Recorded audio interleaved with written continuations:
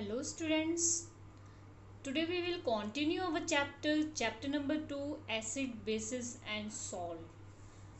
तो स्टूडेंट्स आज जो हमने पीएच स्केल के बारे में पिछली वीडियो में देख लिया था, तो आई होप आपको वो अच्छी तरीके से समझ आ गया हो। नेक्स्ट आज हमें देखना है importance of pH in everyday life. हमारी लाइफ में जो पीएच की इम्पोर्टेंस है वो बहुत ज़्यादा है। ठीक है, तो हम एक एक देखेंगे कि हमारी लाइफ में मीन्स हमारे आसपास जो भी एनिमल्स हैं हमारे अंदर या प्लांट्स में या फिर सॉइल ले लो, सभी चीज़ में पीएच की बहुत ज़्यादा इम्पोर्टेंस है।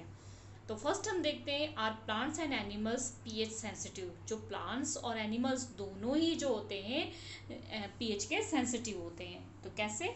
Our body work within the pH range 7.0 to 7.8। ये वैल्यू आपने बहुत अच्छे से याद रखनी है, कई बार एग्जाम्स में 1 मार्क्स में पूछी जाती है। Living organism can the survive only in narrow range of the pH. When pH of rainwater is less than 5.6 it is called acid rain। आपको पता है कि जो pH हमारे रेन वाटर की होती है अगर 5.6 से कम हो तो एसिड रेन कहलाती है। ठीक है, मतलब जो बारिश का पानी होता है ना, क्या होता है आपको एसिड रेन पता होगा कि पोल्यूशंस जो होते हैं, गैसेस उसमें निकलती हैं, वो गैसेस जो होती है मॉइस्चर जो वाटर का ड्रॉप्स होती है उससे रिएक्शन करके जो है एसिड्स बना लेती हैं। ठीक है, और उनकी रेंज अगर 5.6 से लेस हो जाती है तो वो क्या कहलाती है? Acid rain. When acid rain flow into the river in the lower the pH of the river water, तो क्या होगा? अगर वो जो एसिड रेन है अगर नीचे आई तो वो फ्लो के कहाँ जाएगी?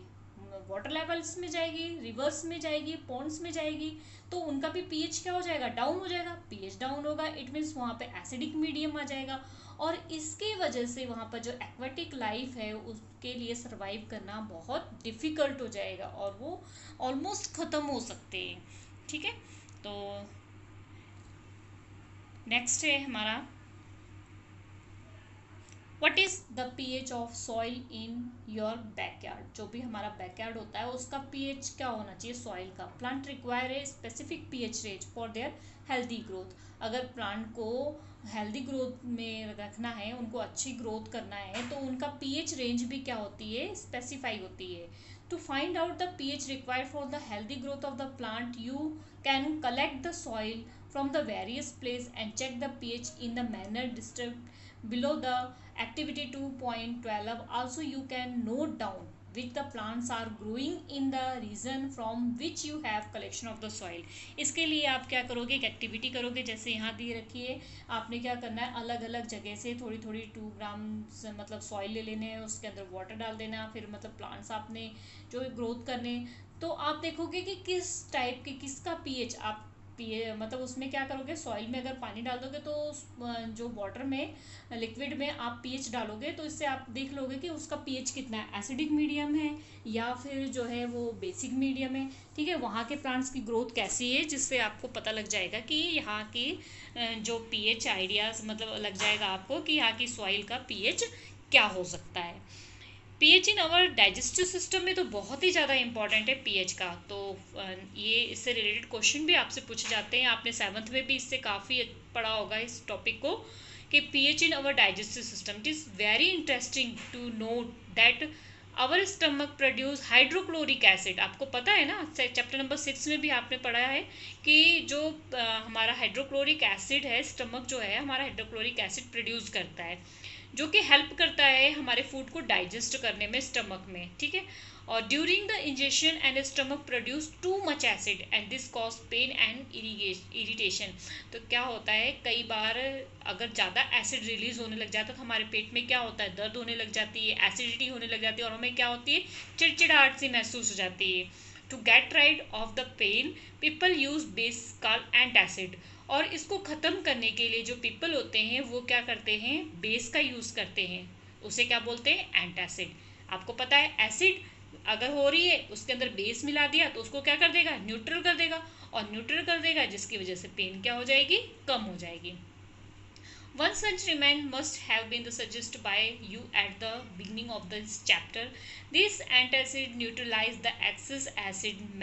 ये आपको मैंने पहले बता दिया चैप्टर में, ठीक है। और मैग्नीशियम हाइड्रोक्साइड एक ऐसा बेस है जिसको मिल्क ऑफ मैग्नीशिया कहते हैं, ठीक है। A mild base it is often use for this purpose, जिसका इस पर्पस में यूज किया जाता है।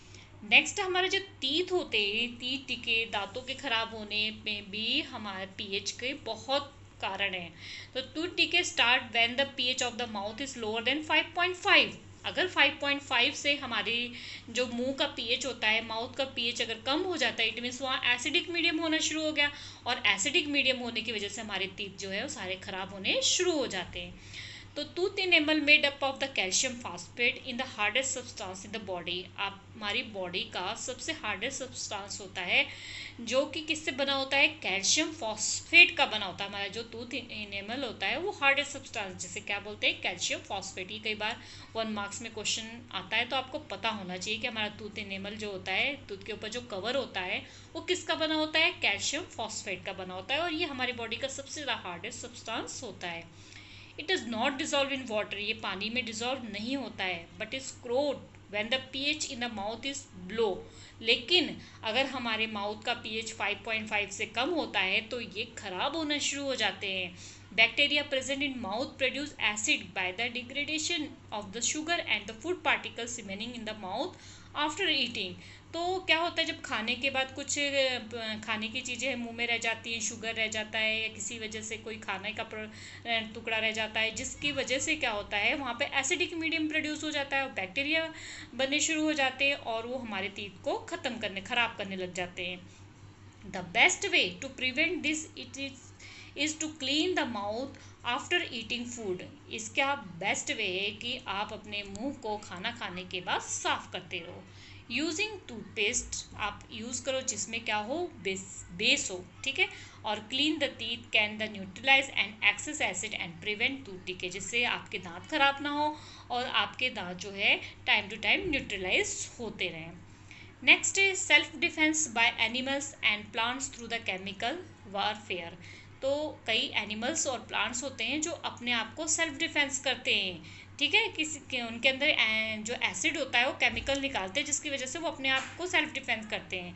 Have you ever been stung by the honey bee? आपने देखा होगा ना, कई बार मधुमक्खी या हनी बी जो है, मधुमक्खी, वो क्या करती है, आपको डंक मार देती है। तो क्या होता है, क्योंकि उसके बी के स्ट्रिंग में जो होता है एसिड होता है, और वो एसिड हमारे अंदर चला जाता है, जिससे हमें क्या हो जाने लग जाती है, इरिटेशन होने लग जाती है, जलन होने लग जाती है। अगर आप उसके ऊपर बेस लगा लेंगे जैसे कि बेकिंग सोडा, ठीक है, तो हमें क्या हो जाएगा, रिलीफ मिल जाएगा। क्यों? क्योंकि आपने पढ़ा हुआ है एसिड और बेस आपस में मिल गए तो क्या होता है, न्यूट्रल, और न्यूट्रल होके फिर आपको जलन क्या हो जाएगी, कम हो जाएगी। String hair of nettle leaves inject methanoic acid causing burning pain. एक प्लांट होता है, उसकी मतलब उसे कहते हैं नेटल लीव्स। जो नेटल की जो लीव्स होती हैं, पत्तियां होती हैं, उनमें छोटे छोटे कांटे से होते हैं, ठीक है, उसमें होता है मेथेनोइक एसिड, ठीक है। कई कारण से कई बार वो हमें लग जाते हैं, तो क्या होने लग जाती है, जलन होने लग जाती है। वो एसिड हमारे बॉडी के अंदर पहुंच जाता है, जिसकी वजह से हमें जलन महसूस हो जाती है, ठीक है। आप यहाँ पे फिगर में देख रहे हो कि नेटल प्लांट्स किस तरीके से होता है, ठीक है।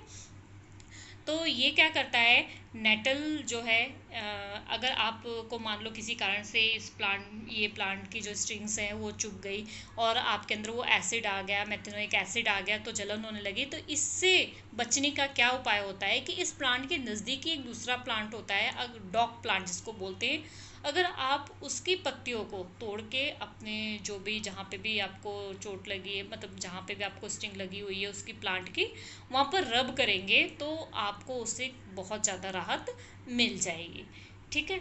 तो यहाँ पर आपको कुछ सब नेचुरली अकरिंग एसिड दिए हुए हैं, ये बहुत इंपॉर्टेंट है। ये भी 1 मार्क्स में कई बार पूछे जाते हैं कि किस में कौन सा एसिड होता है, या कई बार पूछ लेते हैं ये एसिड किस में पाया जाता है, तो आपको पता होना चाहिए। नेचुरल सोर्सेज विनेगर में एसिडिक एसिड, ऑरेंज में सिट्रिक एसिड, ठीक है, टैमरिन में tartaric acid, tomato oxalic acid, sour milk यानी कि curd lactic acid, lemon citric acid, ant sting methanoic acid, और नेटलस्टीन मेथेनोइक एसिड। ठीक है, ये सारे आपको पता होने चाहिए कि कौन कौन से एसिड्स जो हैं किस में पाए जाते हैं। नेक्स्ट है हमारा मोर अबाउट द सॉल्ट्स। ठीक है, तो ये सॉल्ट्स जो है हम नेक्स्ट वीडियो में देखते हैं। ये लास्ट टॉपिक होगा हमारा, इससे हमारा ये चैप्टर पूरा ख़त्म हो जाएगा। ठीक है, ये थोड़ा सा समझने वाला है, इसमें से क्वेश्चंस इसमें से भी आ जाते हैं, इसलिए मैं इसकी नेक्स्ट वीडियो बनाऊंगी ताकि ये वीडियो लंबी ना हो, आपको अच्छे से समझ आ जाए। Okay students.